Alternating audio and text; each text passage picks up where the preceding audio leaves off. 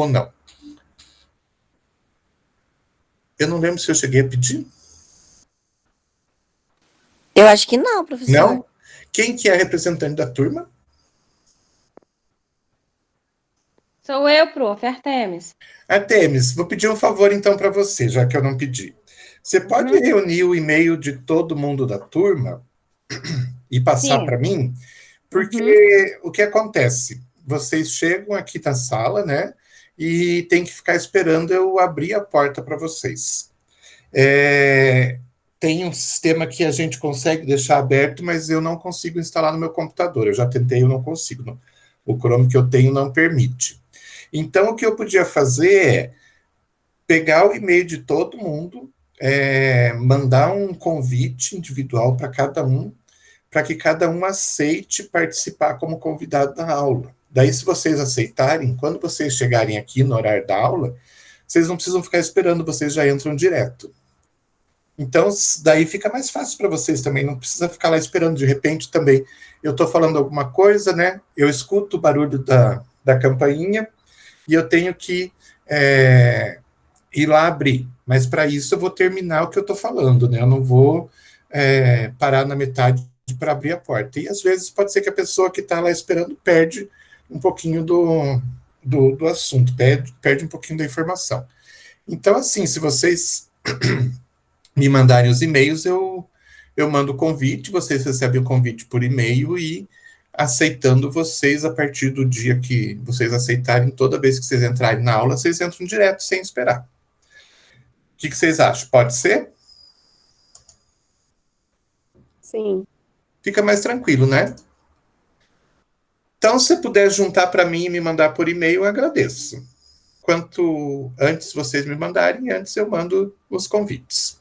Beleza? Ok, prof. Hoje mesmo eu já envio lá no teu e-mail. Tá certo, então. Agradeço. Bom, deixa eu pôr o material aqui para a gente continuar, então.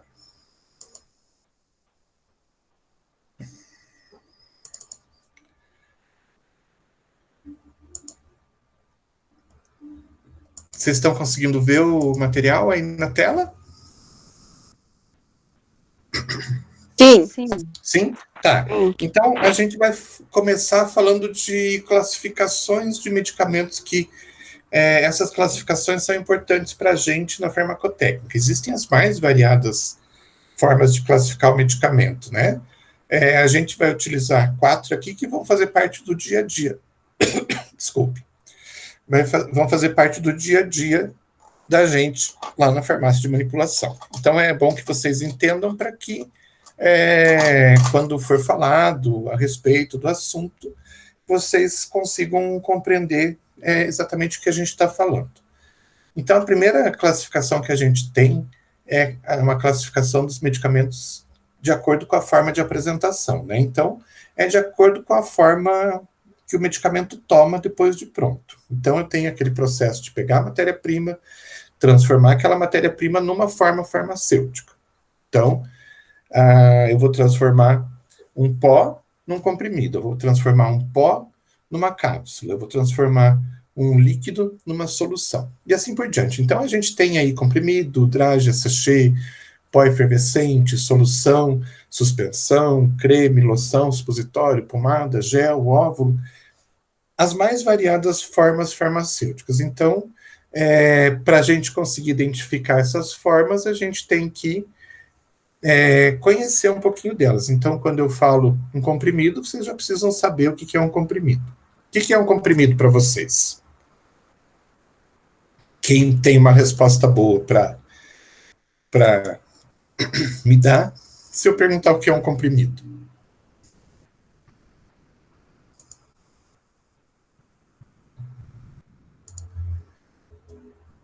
Não acredito que ninguém sabe o que é um comprimido. É um pó compactado. Exatamente. O próprio nome já diz, né? Você pega o pó e comprime o pó. É uma forma farmacêutica. Claro, né, que quando você vai falar tecnicamente, a gente tem que dizer que é um pó misturado com recipientes que vão dar as características tal para a compressão desse pó e ele tomar aquela forma sólida. Mas é a mesma coisa que a Josiane falou. Então, se, por exemplo, alguém perguntar para vocês lá na farmácia de manipulação, chega um cliente, pede um orçamento lá, daí pergunta, mas que forma que vai ter esse medicamento? Daí você fala, vai ter forma de óvulo. O que é um óvulo? O que vocês me respondem?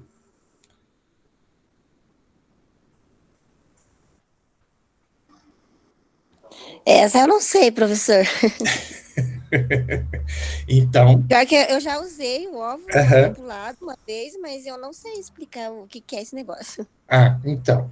E a gente vai ver mais lá na frente, né? Então, a gente vai descrever essa fórmula. Forma, desculpe. É uma forma sólida? É uma forma semissólida? É uma forma líquida? Aí a gente começa a dividir. Qual que é a utilidade? Como que é utilizado? Então, essas coisas vocês precisam saber de todas as formas, principalmente as que vocês forem trabalhar na farmácia de vocês, né? Para quando alguém perguntar, quando alguém pedir explicações. Vocês têm ideia de qual forma farmacêutica é a mais difícil de explicar? Ou, mudando um pouquinho a pergunta, na concepção de vocês, qual seria a forma farmacêutica mais difícil de explicar para um paciente? Agora, pensando no medicamento industrializado mesmo.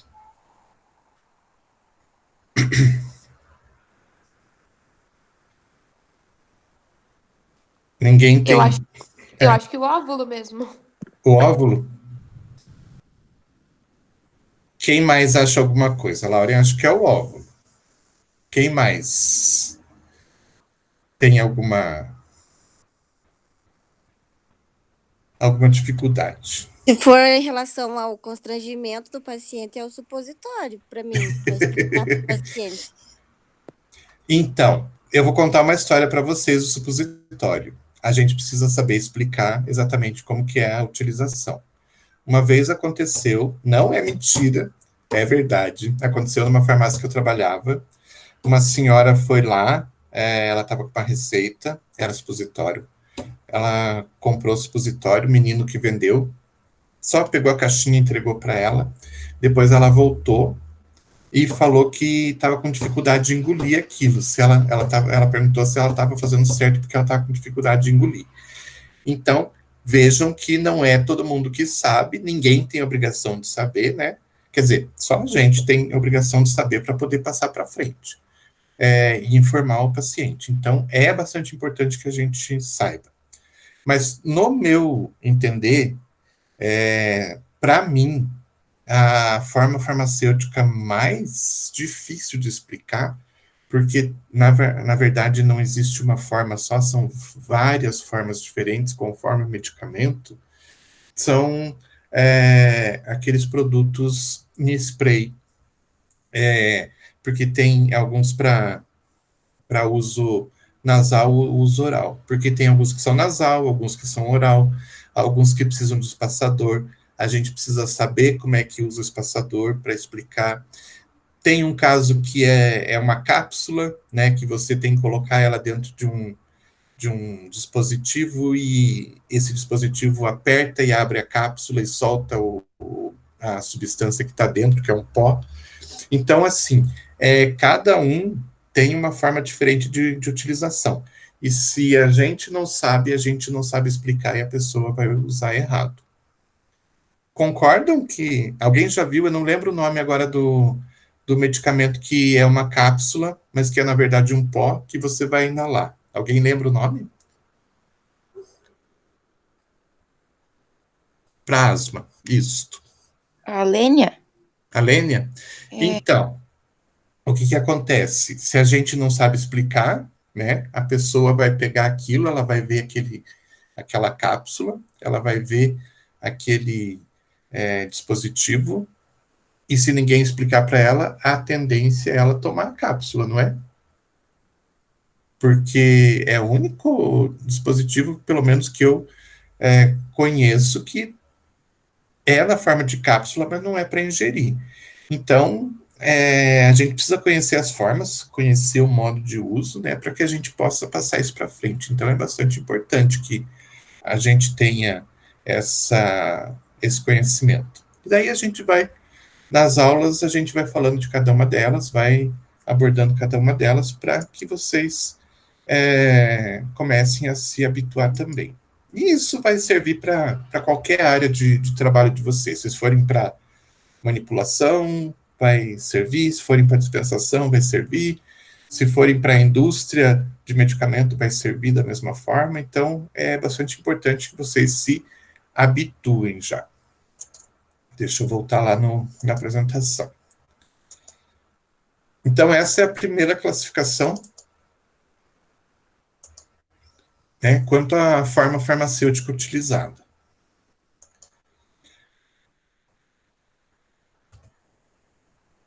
A segunda classificação é quanto à farmacografia, ou seja, a forma como o medicamento é prescrito. Então, a gente tem 3 formatos diferentes de medicamentos. Vou começar pela especialidade, que é o mais fácil. Tem as especialidades farmacêuticas, vocês vão encontrar muito na literatura, as pessoas falando em especialidades farmacêuticas.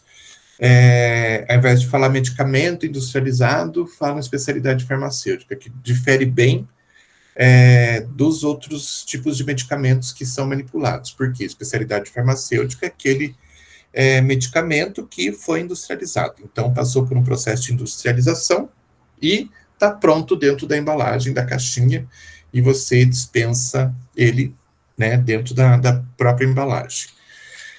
Não tem nenhum processo de manipulação envolvido fora da indústria. Então, quando você, farmacêutico, vai trabalhar com ele, você vai trabalhar com ele já pronto. Compra pronto e dispensa pronto. É um medicamento industrializado. Então, para diferenciar isso, ao invés de colocar o termo medicamento industrializado, usam especialidade farmacêutica. Então, tudo que é registrado tudo que é registrado, tudo que é fabricado industrialmente e, obviamente, é registrado, né, a gente chama de especialidade farmacêutica. Por que eu falo registrado? Porque vira e mexe a gente encontra produto aí para vender em algumas farmácias que não são registrados, ou que são registrados de forma incorreta. Só para vocês terem uma noção, a gente tem, obrigatoriamente, né, o medicamento ele tem que passar por um registro do Ministério da Saúde. E pergunto para vocês, vocês sabem como identificar se aquele produto é um produto que está legalizado, está registrado no Ministério da Saúde e pode ser vendido na farmácia? Alguém sabe me dizer como que identifica isso?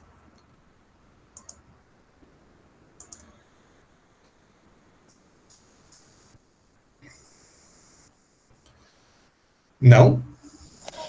Selo da Anvisa ou não, professor? Não. Tem uma outra coisa que está na embalagem e está nas bulas que identifica aquele medicamento como tendo sido registrado e estar, então, apto para ser vendido na farmácia. É um número de registro. Vocês vão ver em toda a caixinha de medicamento ou dentro das bulas escrito assim: registro no OMS, que é Ministério da Saúde, né? Daí um número enorme. Já repararam nisso ou nunca repararam?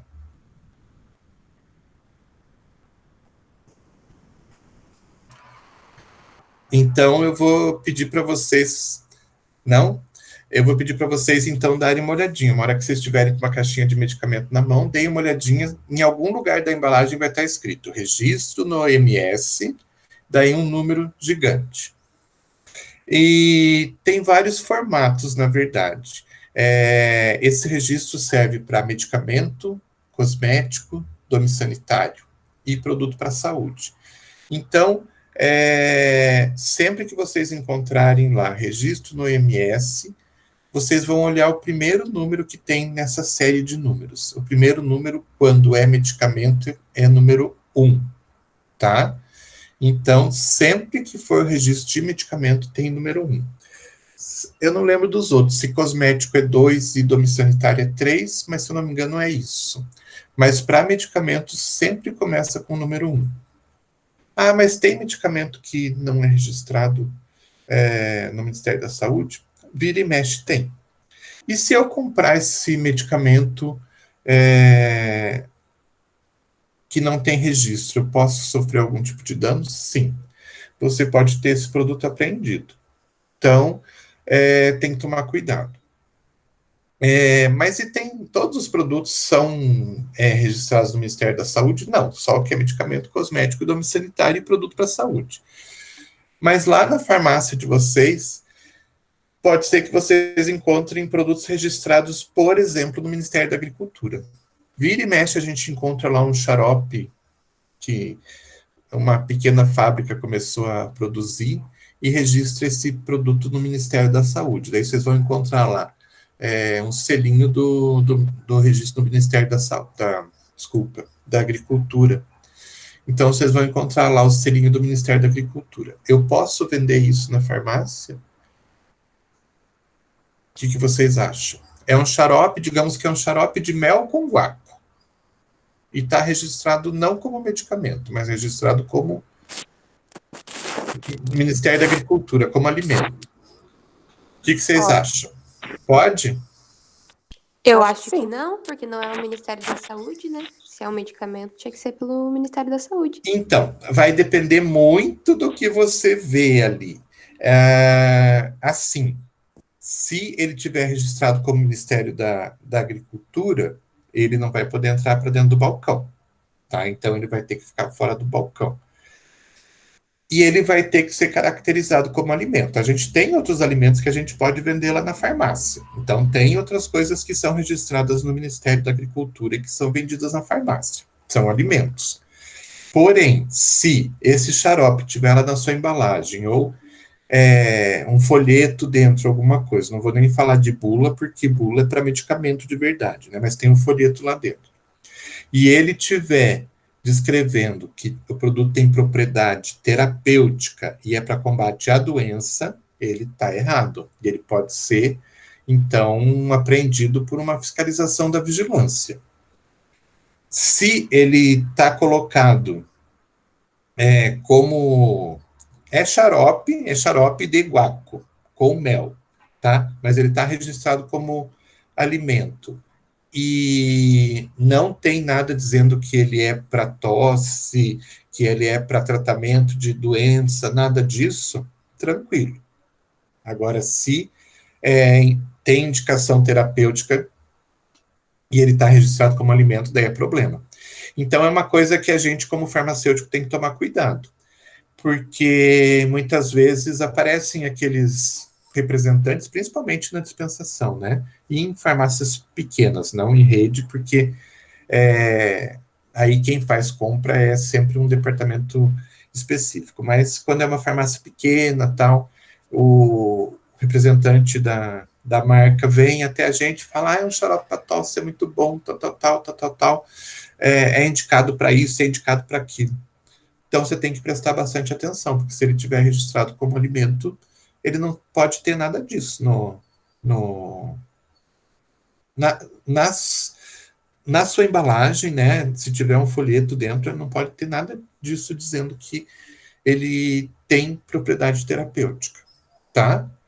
Então, é só para vocês, até quem já trabalha em farmácia pequena, ficar um pouquinho de olho, porque de repente numa ânsia, né, vamos dizer assim, de colocar o produto no mercado, essas pequenas indústrias registram no Ministério da Agricultura, que é muito fácil. Então, você simplesmente faz uma petição lá para o Ministério da Agricultura, preenche, paga uma taxa, pronto, está registrado. E se você for fazer isso no Ministério da Saúde, que é o correto, né, isso leva tempo, isso tem um custo mais alto, e muitas vezes essas indústrias querem mais colocar o produto logo no mercado para começar a ganhar dinheiro logo. E nessas eles acabam atropelando tudo e fazendo o registro que é mais fácil. Tipo o registro do Ministério da Saúde, você preencheu a petição, mandou a petição, pagou, está registrado. E o Ministério da Saúde não. O Ministério da Saúde pede uma documentação maior, comprovação, tudo mais. Entenderam? Então, tem que tomar um pouquinho de cuidado. Então, voltando lá, né, que eu acabei saindo um pouquinho do assunto, mas é um assunto que é bastante importante.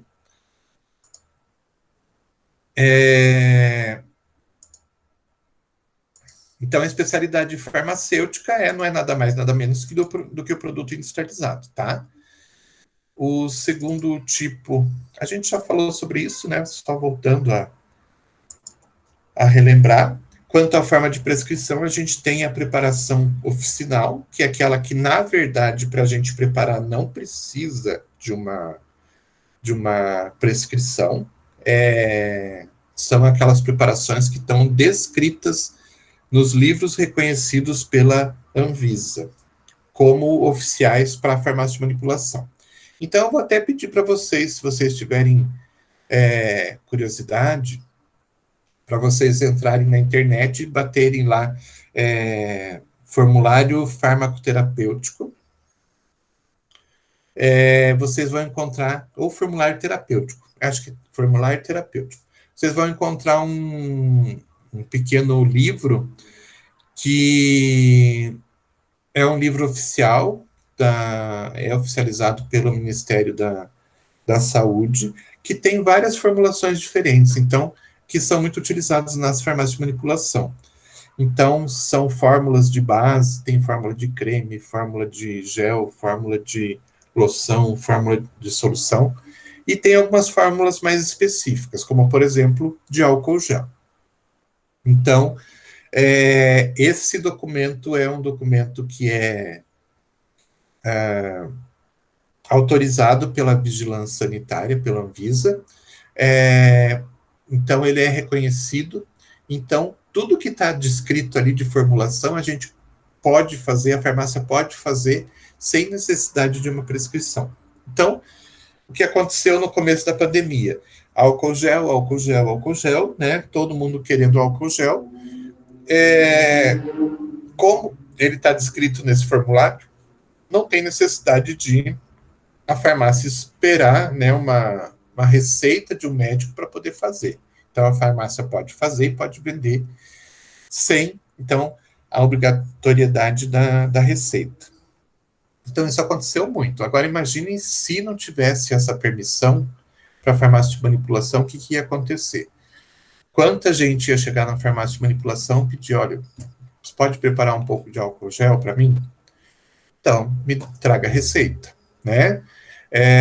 Então, ia dificultar bastante o acesso das pessoas a esse produto. Então, aqueles produtos que são de manipulação mais simples, que não trazem nenhum tipo de problema, que não são medicamentosos, algumas vezes são, mas na maior parte não, mas que são bastante seguros e que estão descritos na literatura, né, que é reconhecida pela Anvisa, a farmácia pode fazer sem receita.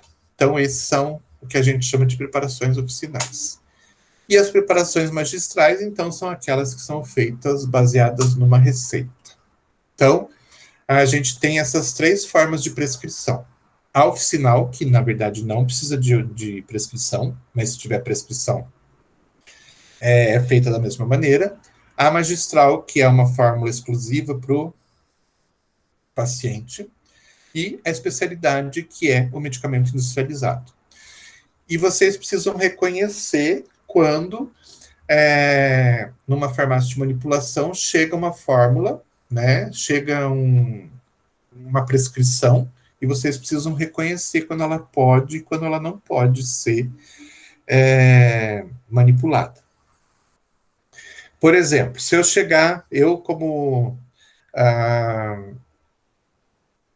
cliente, eu chego na farmácia com uma receita e está receitado lá. Deixa eu pensar aqui. Sei lá. Aspirina.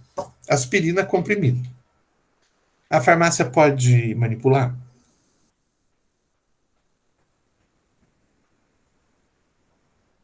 que vocês acham? Eu acho que não, porque pelo menos na dispensação ele tem a tarjinha vermelha, que deve ser vendido sobre prescrição médica. Então, acho que nesse caso não se encaixa. E tem mais uma coisa, aspirina é um nome comercial, né? Então, quando está colocado pelo nome comercial, a farmácia não tem aspirina para vender, né? Ela não tem aspirina para manipular. Ela tem o ácido acetil salicílico. Então, quando está com o nome comercial, a gente não pode. Cataflã, posso manipular? Não, porque Cataflã é um nome comercial. Agora, se vem pelo nome do sal, e conforme a forma como ele ele está descrito na prescrição, aí sim eu vou poder. Então, se vier como diclofenaco de sódio, 50 miligramas, tantos comprimidos ou tantas cápsulas, né? Aí, se eu tiver condições de fazer, eu posso fazer, mas pelo nome comercial eu não posso. Da mesma forma que uma formulação, né? Imagine uma formulação lá de 3, 4 produtos que o médico quer que faça. E você chegar na farmácia de dispensação, a farmácia de dispensação não tem como dispensar aquilo, porque é uma formulação, uma mistura de substâncias. Então, a forma como está descrito na prescrição, ela já pode indicar se a farmácia de manipulação pode ou não fazer. Então, quando vem com nome comercial, a gente não consegue, né? Como é que eu vou manipular um Q-Flex? Será que eu posso?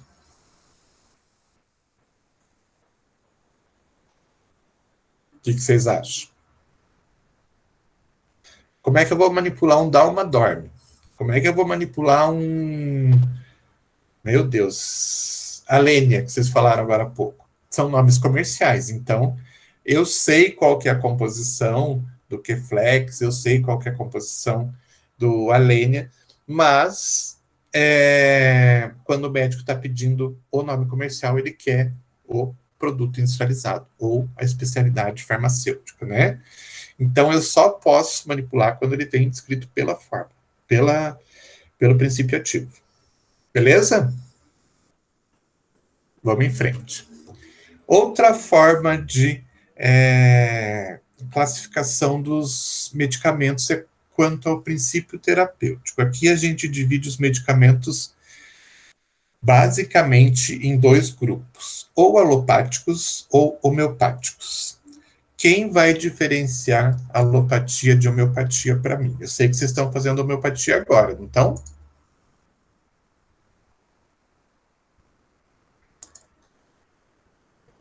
Sim ou não? Sim. Então, Giovanni, você que se manifestou, diferencie para mim alopatia de homeopatia. A homeopatia é de naturais, de plantas, e alopatia de medicamento de que as indústrias farmacêuticas fazem, né?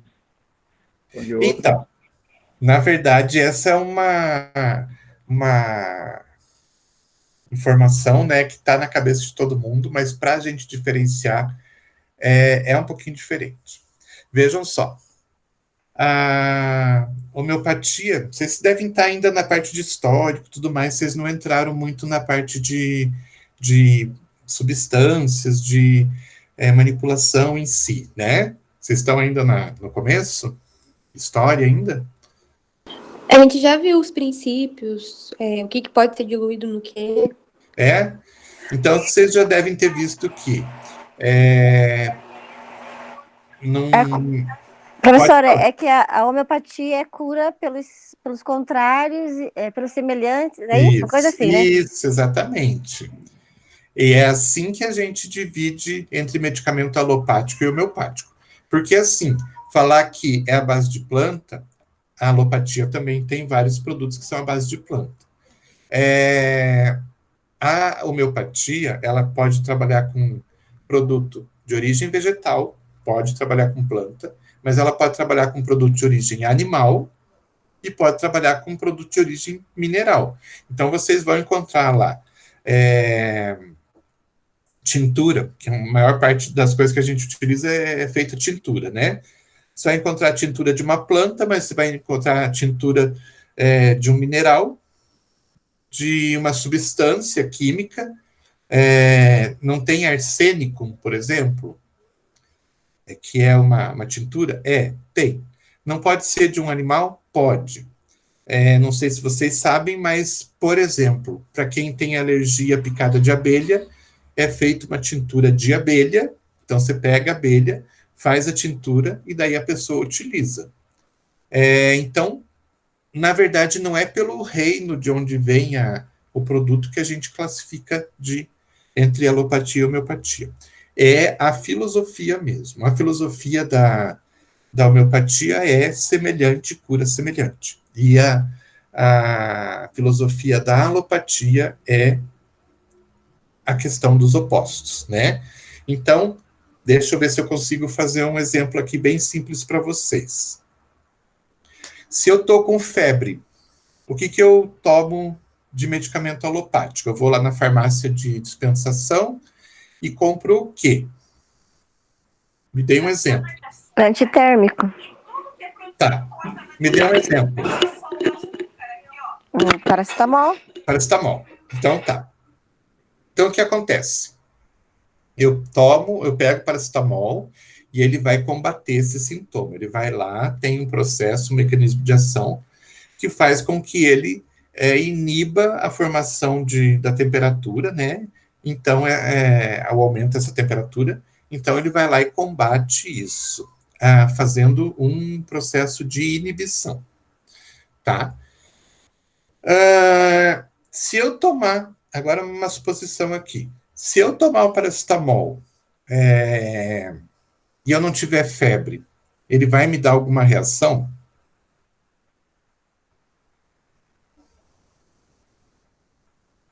O que vocês acham? Eu acho que não. Eu acho que não. Não, né? Claro, tem toda a questão do paracetamol, que ele pode ter efeitos adversos, mas de uma forma assim.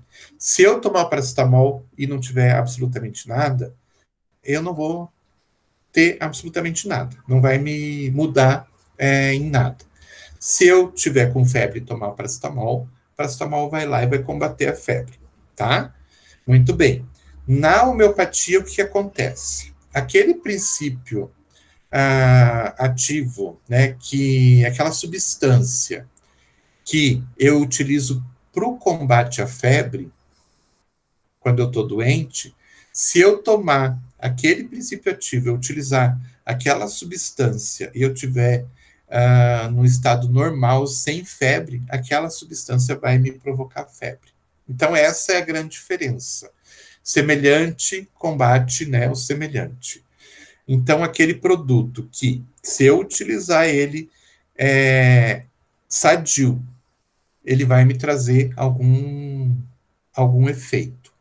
Se eu utilizar ele para combater esse efeito, ele vai combater esse efeito. Então, quando eu utilizo aquela substância, acho que é Salix alba, que eu utilizo para combater a febre, se eu utilizar e não tiver com febre, vai me dar febre.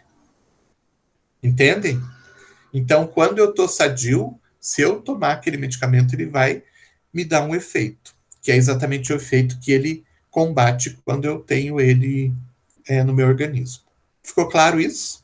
Ou não?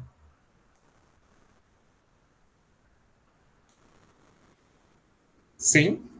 Então, essa é a grande diferença. Enquanto na alopatia eu tenho um medicamento que, se eu tomar ele e tiver sadio, digamos assim, não me acontece nada. Mas na homeopatia, se eu tiver sadio e tomar aquele medicamento que é para combater aquela doença, eu vou ter sinais da doença. É muito interessante isso.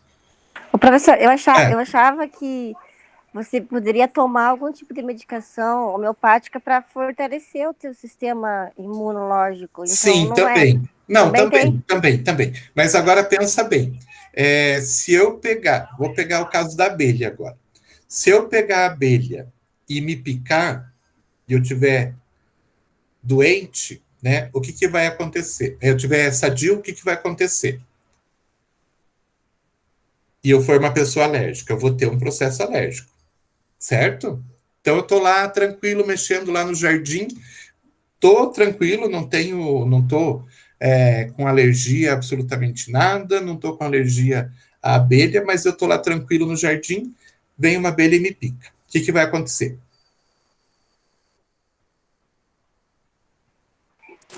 Vai te dar uma alergia. Exato. Vai me dar uma alergia, eu vou sentir dor, vou ser picado, vou sentir dor, e vai começar um processo alérgico. Então, eu estou sadio, entrei em contato com a substância, ela me dá um efeito, né? Mas não são todos os medicamentos homeopáticos que causam reações. Não que, na verdade, assim, depende da substância, alguma coisa ele vai se você tiver sadio, ele vai te dar uma reação. Tá? De alguma forma, ele vai te trazer alguma coisa. Porque a própria descoberta das substâncias está muito ligada a isso. Quando você utiliza, na experimentação, quando você utiliza a substância, ela te traz algum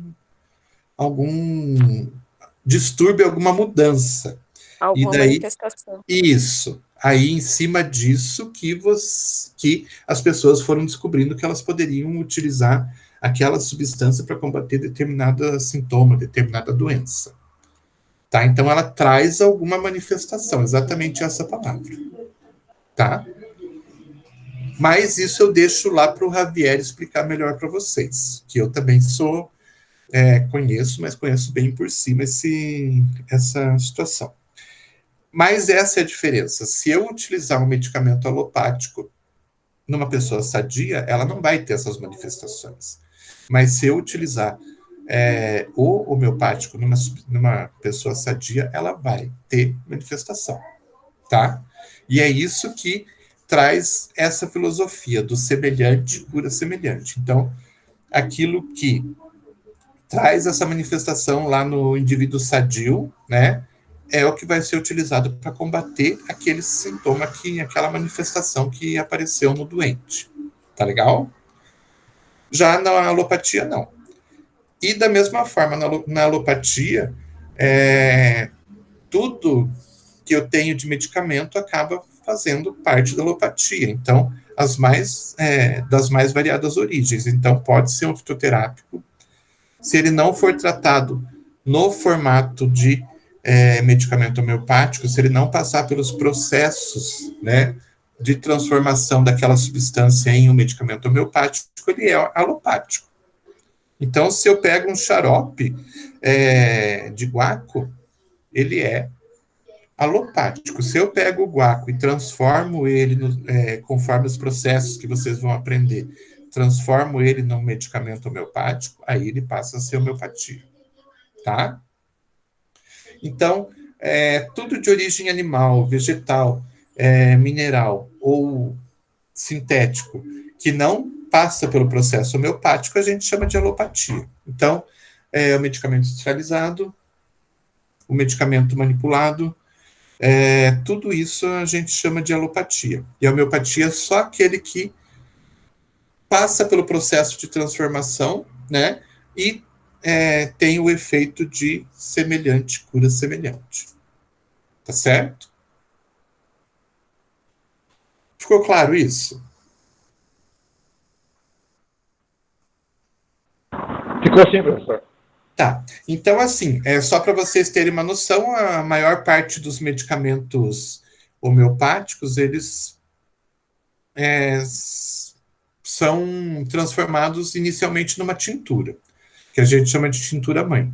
Essa tintura-mãe, ela não é uma substância homeopática. Ela só vai passar a ser considerada homeopática quando passar por todos aqueles processos de diluição e sucção que vocês vão ver mais à frente, tá? Se não tiver esses processos, a gente não considera como homeopático. Beleza? Vamos em frente, então.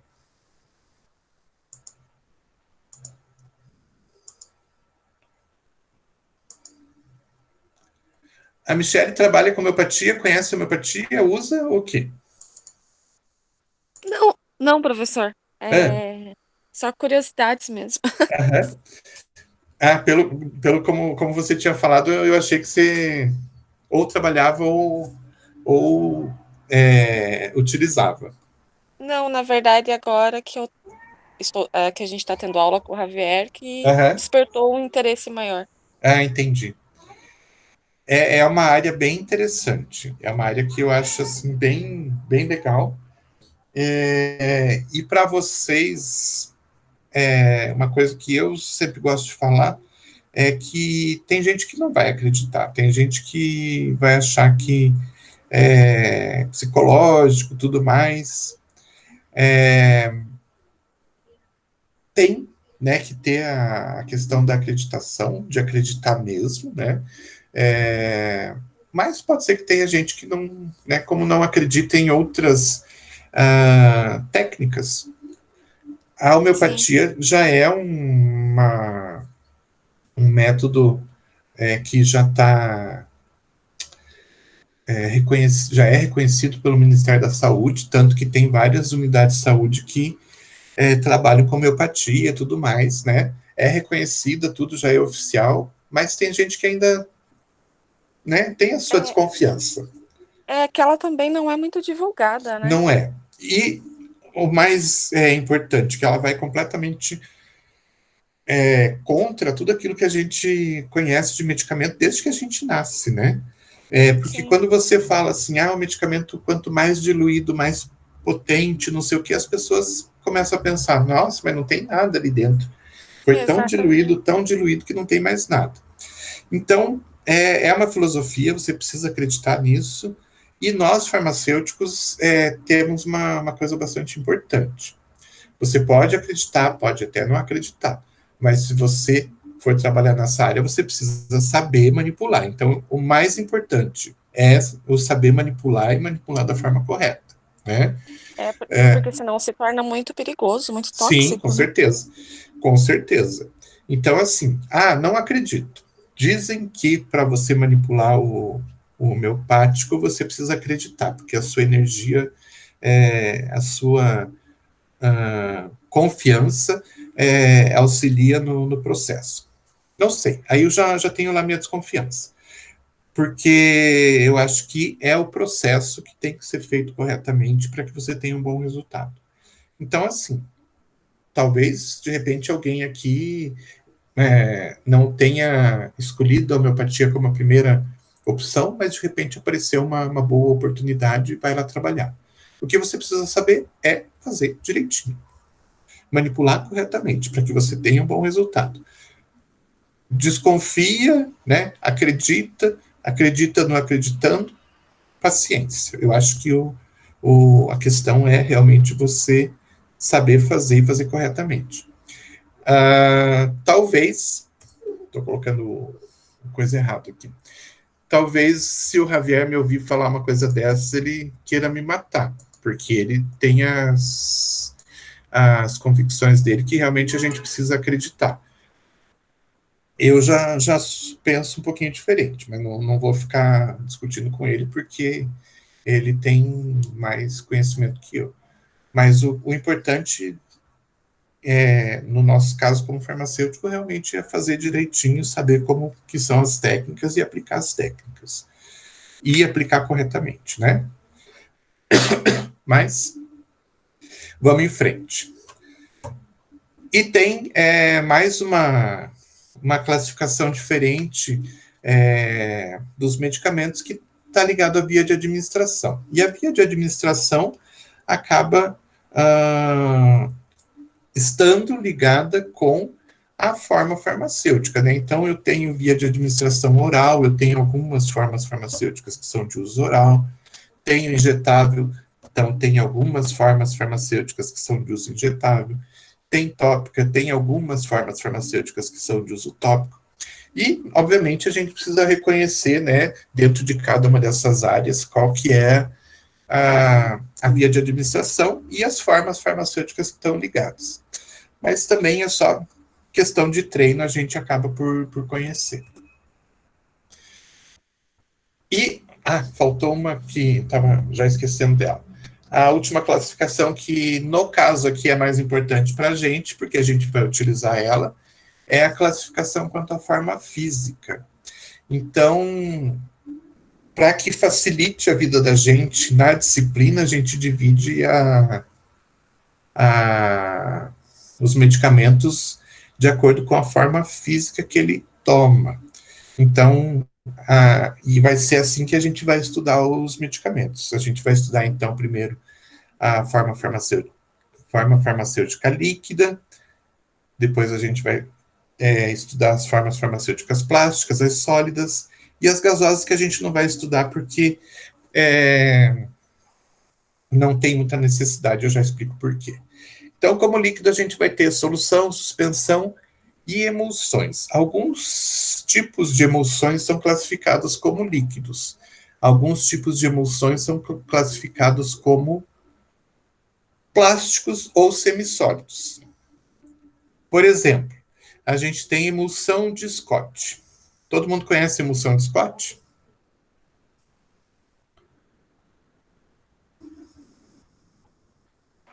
Eu não. Não? Sério? Talvez pelo nome? Eu conheço e tomei muito aquele trem ruim. Você tomou quando já tinha sabor de laranja e morango ou quando era só o sabor natural? Era só natural. Ai, nossa. Parabéns. Então, a emulsão de Scott é um produto bem antigo, tenho até hoje nas farmácias, é o óleo de fígado de bacalhau. Se vocês pegarem lá, tem hoje sabor natural, laranja e morango, se eu não me engano. Tem um homem, então, inclusive, um desenho de um homem carregando um peixe nas costas. Então, deem uma procurada lá que vocês vão ver. Quem nunca tomou, espero que não precise tomar. Quem já tomou, não esquece, como o caso da Cida, que tomou e certeza que nunca vai esquecer o sabor. É um sabor bastante ruim. Ela é uma... né? Então, é uma forma farmacêutica que a gente chama de líquida, é um líquido, mas ao mesmo tempo é uma emulsão. É uma mistura de substâncias aquosas com substâncias oleosas. Então, a gente tem ali, naquele meio, o óleo de fígado de bacalhau, que obviamente, o próprio nome já diz, é uma substância oleosa, mas a gente tem algumas substâncias aquosas que elas são transformadas em uma emulsão, processo de produção de uma emulsão que a gente vai ver mais tarde. Então, ela é considerada líquida pela viscosidade que ela tem. Porém, quando ela tem uma viscosidade maior, a gente muda um pouquinho a caracterização dela e ela deixa de ser considerada como uma forma líquida e passa a ser uma forma semissólida. Por exemplo, uma loção, seja lá uma loção hidratante, uma loção, seja lá qual for, né? E um creme. Os dois são considerados como forma farmacêutica semissólida, porque eles já são mais viscosos. São emulsões também. A forma de fazer é a mesma, é uma mistura de água com óleo. Porém, como eles tomam uma forma mais consistente, eles deixam de ser considerados como forma farmacêutica líquida e passam a ser considerados forma farmacêutica semissólida, tá? Mas o processo de fabricação é o mesmo, o processo de produção é o mesmo. Nossa, levei um susto agora, achei que eu tinha esquecido de gravar.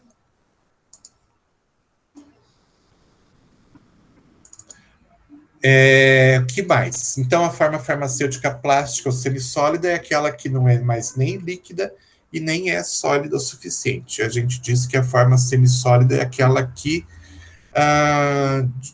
se ela passa por um processo mecânico de compressão, ela acaba tomando o formato do que fez essa compressão nela. Então, para responder, se você pegar um creme, por exemplo, abre o frasquinho do creme, o potinho do creme, você coloca o dedo em cima do creme e aperta, ele se deforma e acaba formando cavidade no formato do seu dedo, né? Então ele sofreu uma deformação. Então a gente chama isso de plástico ou semissólido. E o sólido é aquele que, então, não tem essa deformação. São os pós, os granulados, as cápsulas, os comprimidos, são realmente sólidos, né? E os plásticos, de uma forma geral, tudo aquilo que, de alguma forma, acabam por se deformar. Pomada, gel, pasta, creme, supositório, os óvulos e as velas. As velas a gente já não utiliza mais, mas ela continua aqui porque não deixa de ser uma forma farmacêutica semissólida. E os gasosos, na verdade,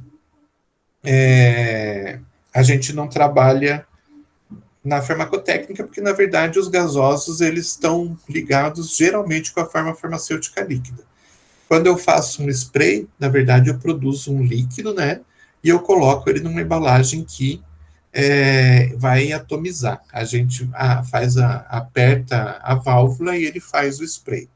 Ou aerossol, você tem uma substância geralmente líquida, em alguns casos pode ser um pó, mas geralmente é um líquido que você coloca dentro de uma embalagem geralmente reforçada, alumínio, né, e completa com algum tipo de gás propelente. Então, quando você aperta a válvula, o gás força a saída e carrega consigo esse líquido, esse pó. E a fumigação é uma coisa que já não se fabrica mais. Alguém aqui já usou alguma fumigação na vida? O que vocês acham?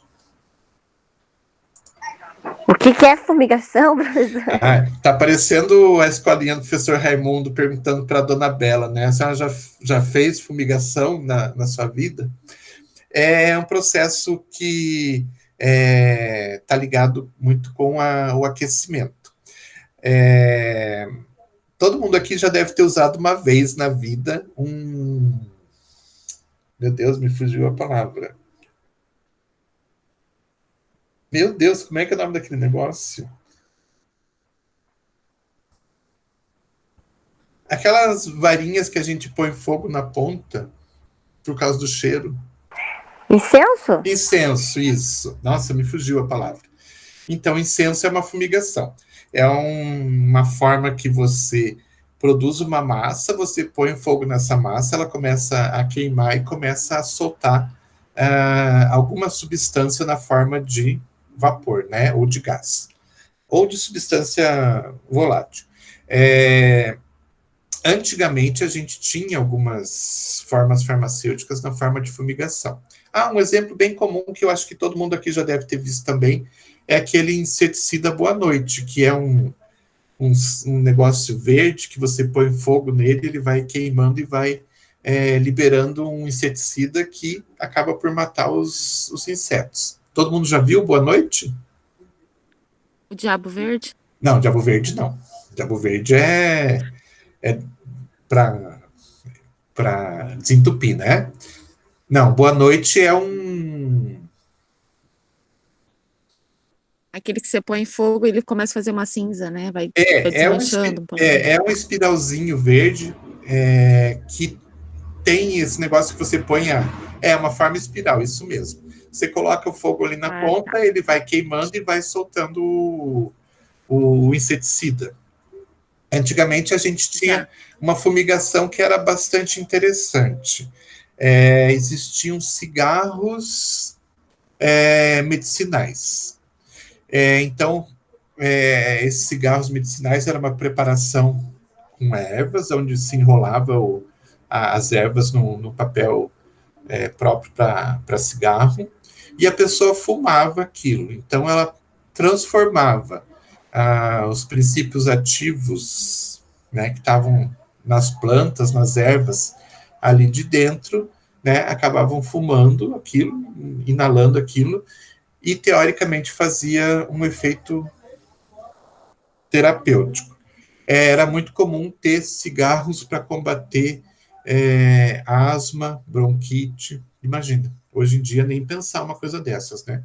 Mas era muito comum ter. Então a fumigação é um formato onde você precisa ter esse aquecimento forte, com a formação de fogo mesmo, para que as substâncias sejam liberadas e você, de alguma forma, utilize aquilo para tratamento. Então, não existe mais, né, não se fabrica mais. Imagina, hoje em dia, fazer um cigarro para combater asma, um cigarro para combater bronquite.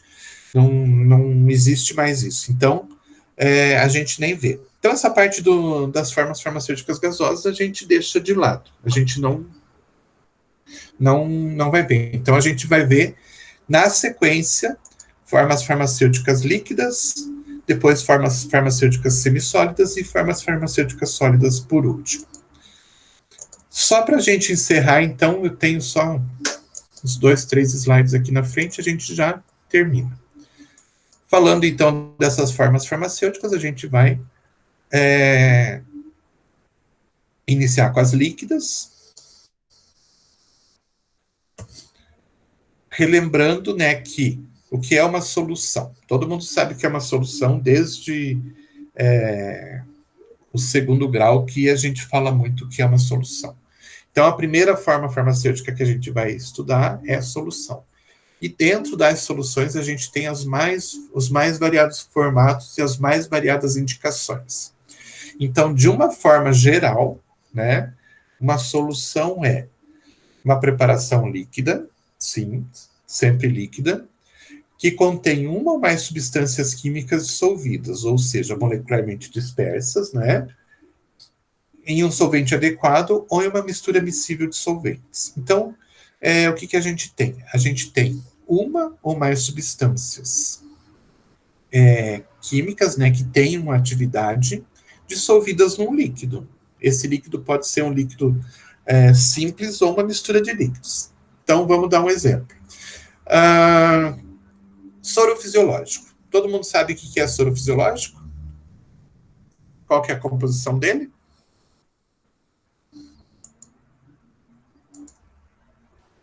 Alguém se arrisca? Cloreto de sódio, 0,9%. Exatamente. Ou seja, você pega o cloreto de sódio e dissolve na água, está pronto o soro fisiológico. Então, eu tenho uma substância química com atividade, que é o cloreto de sódio, dissolvido num líquido que está ali mais para fazer a forma líquida do que para qualquer outra coisa. Tá? Então, ao invés de eu comer aquele cloreto de sódio, ao invés de eu, sei lá, outra forma que eu pudesse utilizar, eu vou lá e transformo ele numa solução. Então, o cloreto de sódio se dissolve completamente na água, né, formando uma solução que a gente chama de solução homogênea. Então, a partir do momento que eu dissolvo esse cloreto de sódio, eu já não sei mais naquela solução o que é água e o que é cloreto de sódio, porque um está totalmente disperso do outro. Concordam comigo?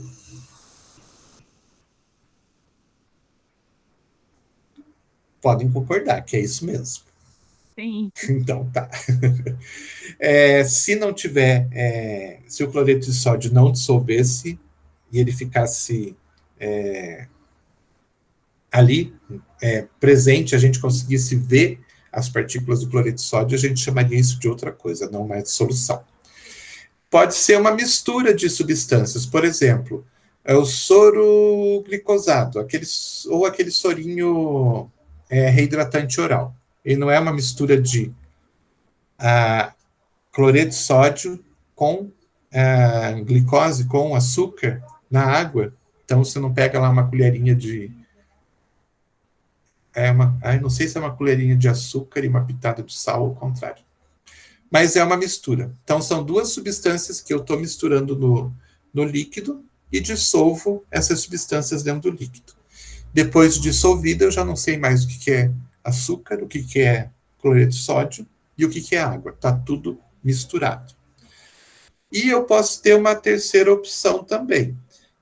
De repente, eu faço uma solução, né, uma mistura de água com álcool, uma solução hidroalcoólica, e misturo uma substância ali dentro. Então, por exemplo, quando eu vou fazer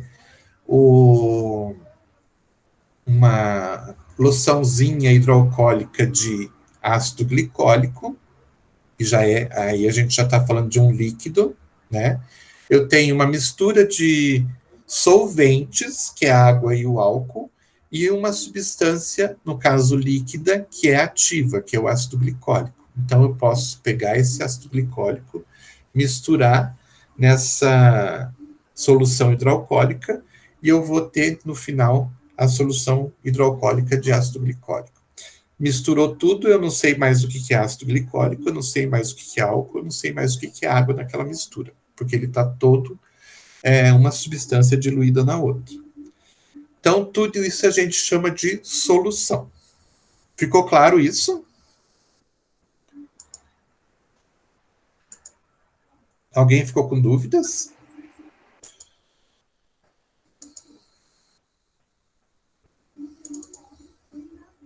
Posso ir em frente? Quem cala consente, né, professor? Pois é o que eu estou pensando aqui.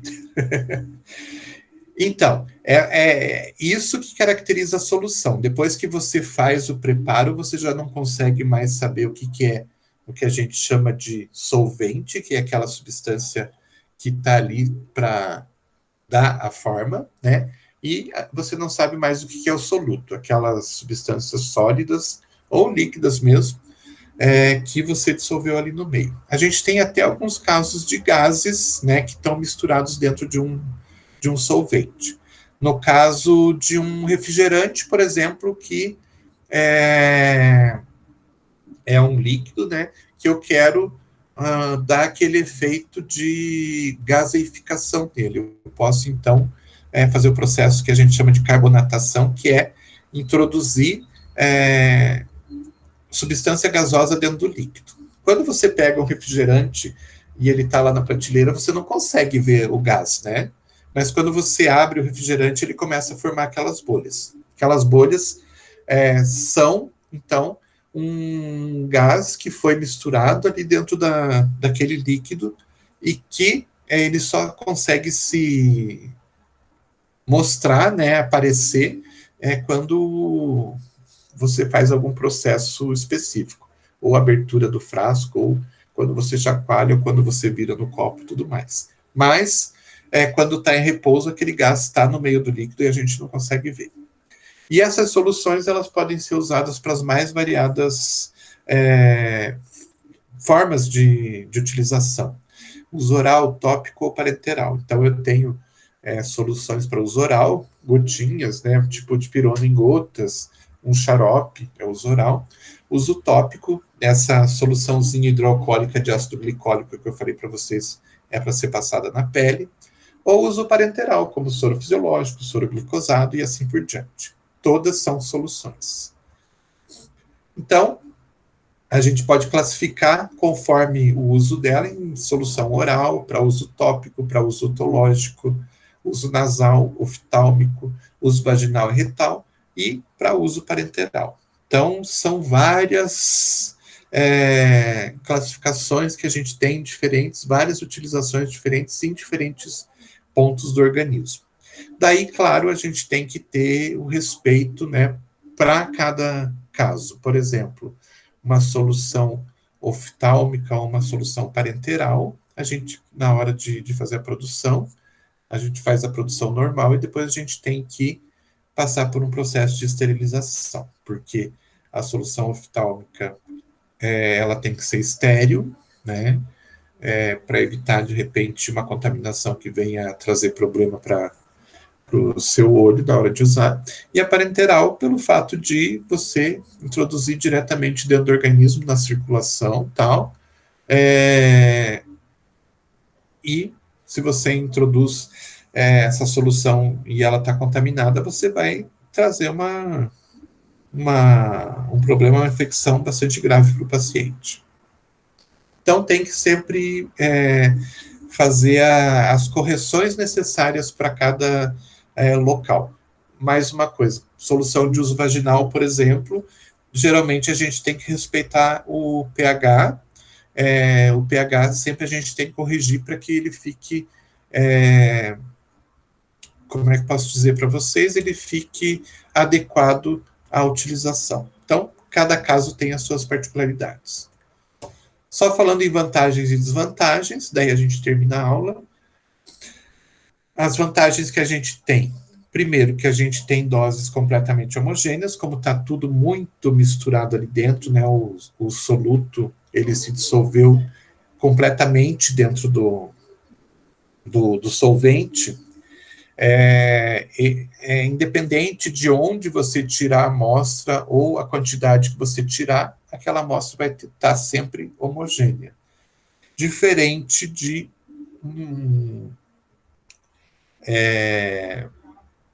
me fugiu a palavra agora. Uma suspensão. Uma suspensão, se você não agita sempre a suspensão antes de usar, você pode tomar, tirando sempre a mesma quantidade, você pode tomar concentrações diferentes da substância, porque a substância ela não está dissolvida completamente ali no meio. Depois a gente vai ver direitinho as suspensões. Ela está pronta, né, para absorção e distribuição líquida, né? Se eu injetar na circulação, já está pronta, né, para distribuição no organismo.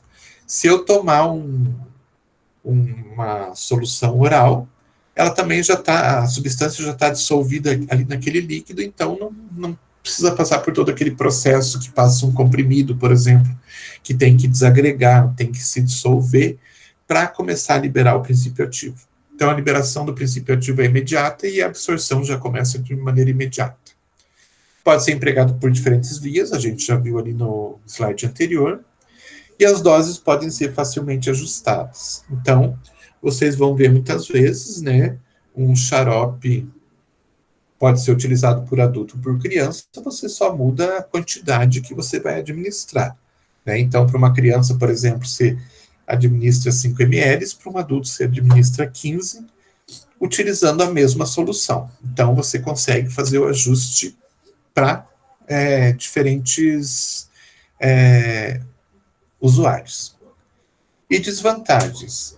Instabilidade de fármacos em soluções. Então, sempre que a gente tem uma solução, e essa solução é a base principalmente de água, existe um processo de hidrólise natural das substâncias que estão ali dissolvidas. Então, onde tem água, existe a hidrólise. Isso faz com que esses produtos não tenham, muitas vezes, um prazo de validade muito grande, porque eles podem começar a se desestabilizar com o passar do tempo.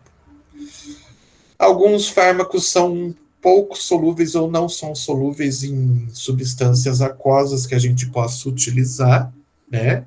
Então, alguns fármacos a gente não consegue fazer solução. Por exemplo, a gente tem que conhecer a solubilidade de cada substância.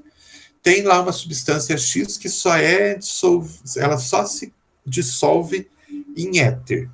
Você vai preparar uma solução, né, dessa substância em éter para a pessoa beber? Não dá, né? Você vai preparar uma solução dessa substância em éter para injetar na pessoa? Não dá. Então, tem certas substâncias que, pelas próprias características dela, não permite que a gente faça uma solução.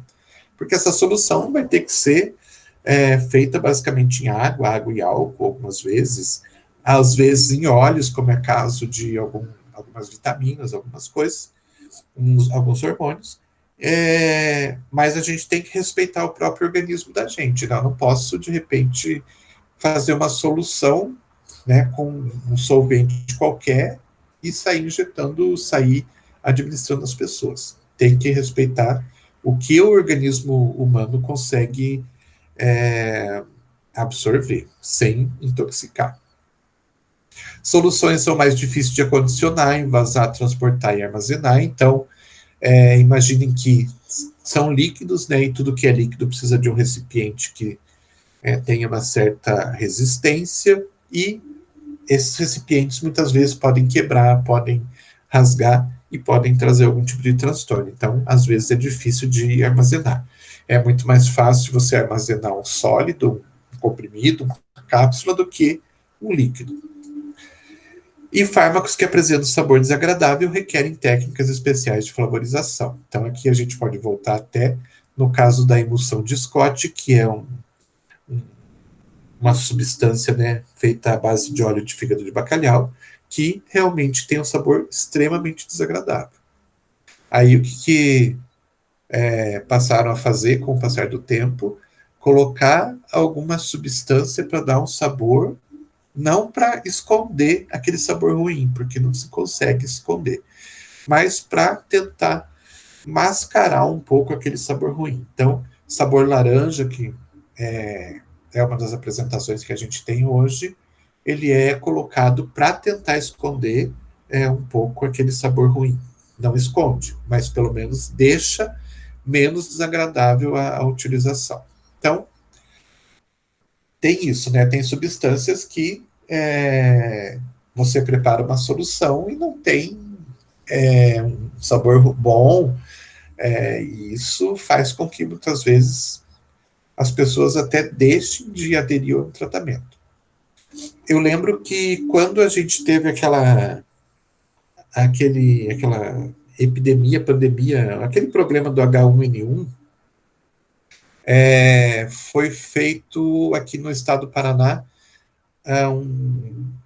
um processo bastante interessante. O estado comprou o Siltamivir, que é a substância ativa lá do Tamiflu, comprou numa quantidade bastante grande e pediu para algumas farmácias de manipulação manipularem na forma de líquido para que pudesse ser administrado para crianças. E eles não permitiram a flavorização, não permitiram a colocação de algum sabor nesse líquido para ficar mais fácil de as crianças tomarem. E ele tinha um sabor bastante amargo. Então a gente via muitas vezes as crianças utilizando e vomitando o produto porque o sabor era bastante desagradável. Se o governo do Paraná tivesse permitido a colocação de alguma substância para dar um sabor mais agradável, isso não ia acontecer. Mas eles não quiseram, e muitas vezes se perdiam doses e doses, porque a criança não conseguia tomar. Simplesmente ela tomava e acabava vomitando pelo sabor muito desagradável. E quando é a solução, né, não tem muito o que fazer. Se for uma solução oral e o sabor for muito ruim, a gente utiliza um sabor, né, para esconder um pouquinho aquele sabor ruim, mas fazer com que o sabor ruim desapareça é muito difícil. Bom, é isso por hoje. Semana que vem, então, a gente continua. Pergunto, tem alguma dúvida, alguma coisa? Em relação... Eu estou com uma dúvida em relação à atividade da semana passada, professor. Qual que era a atividade mesmo? Que eu não me lembro mais. Sobre a solução do ácido glicólico. Tá. Aí ele diz assim, que esse ácido glicólico ele pode ser usado como oral? Não. Mas ali está dizendo, professor, quanto eu deverei tomar da solução a 70%. O tomar é uma forma de dizer quanto que eu vou medir. Não é tomar, de ingerir. É uma expressão que a gente utiliza na farmacotécnica para dizer que a gente vai medir. Então, não é para tomar. Então, é assim, a pergunta... Então, eu fiz uma interpretação errada. Nossa, eu nunca tinha parado para pensar nisso, sabia? Que bom que você falou, porque a gente está tão acostumado a utilizar essa expressão que realmente eu não me toquei que pudesse acontecer algum... E realmente ela é super perigosa. Pois é. Porque como é um ar... Verdade.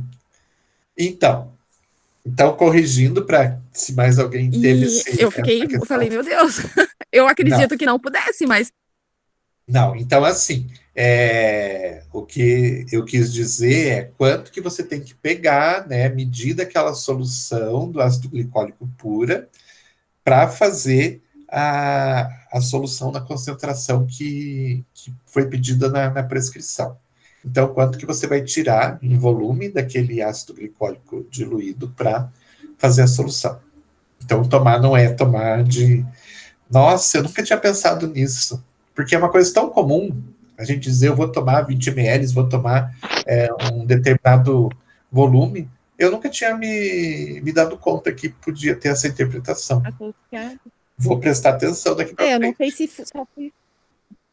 Não, talvez também tenha sido só eu que tenha interpretado dessa forma. Mas isso é uma coisa que não pode acontecer com ninguém, né? Porque de repente você imaginou que é para tomar mesmo, e uma outra pessoa Não, também pode imaginar que eu, é para tomar, né? eu sabia que não, porque eu pesquisei sobre o ácido e tudo. Aham. Mas, mesmo assim, eu falei, eu vou perguntar, porque ficou uma interpretação, por exemplo, que nem eu estou estudando farmácia, eu fui procurar saber. Aham. Pois Mas é, e mas se é uma uma pessoa pessoa que. leiga que não Exatamente, ela pode, de interpreta de repente, uma forma tomar porque eu usei uma expressão que é comum na farmacotécnica, mas que não necessariamente faz parte do dia a dia de uma pessoa que não faz parte do meio. Não, tá certíssimo. Então, daqui para frente, quando a gente falar, vamos tomar um determinado volume, vocês já sabem.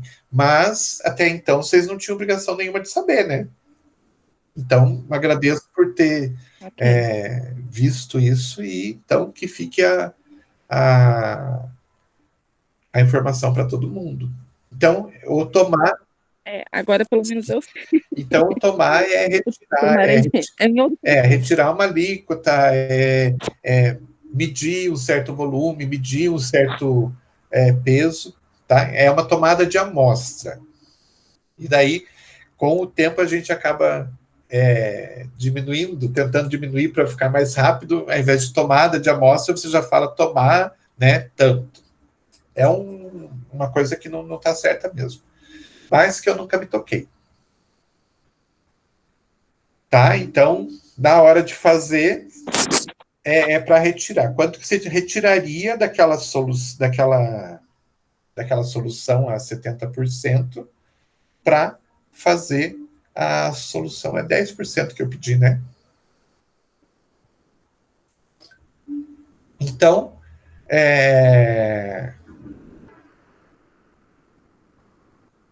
sei lá o que eu posso falar. Todo mundo acertou, pelo menos?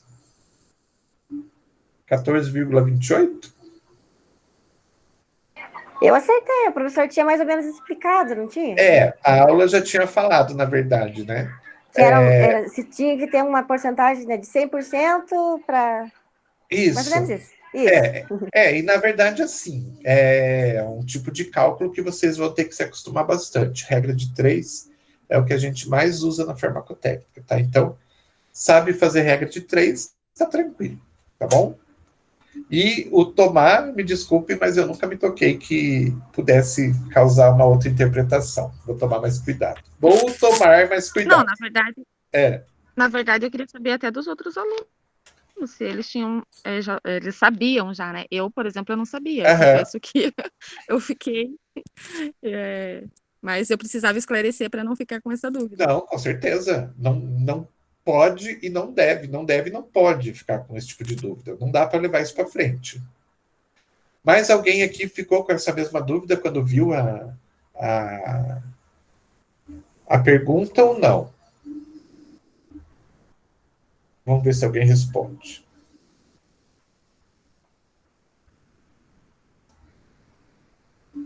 E acho que foi só eu mesmo, professor. Só o Fábio respondeu que não aqui.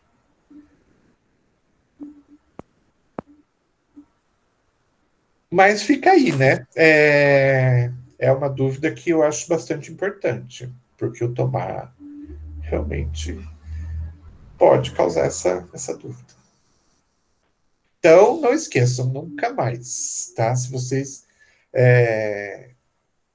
encontrarem tomar, é uma tomada de amostra.